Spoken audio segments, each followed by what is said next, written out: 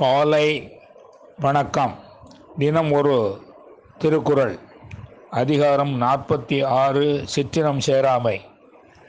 குறள் 455.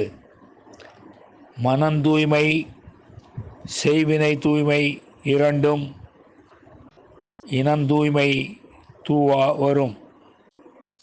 மீண்டும், மனந்தூய்மை செய்வினை தூய்மை இரண்டும் இனந்தூய்மை தூவா வரும். இதன் விளக்கம்: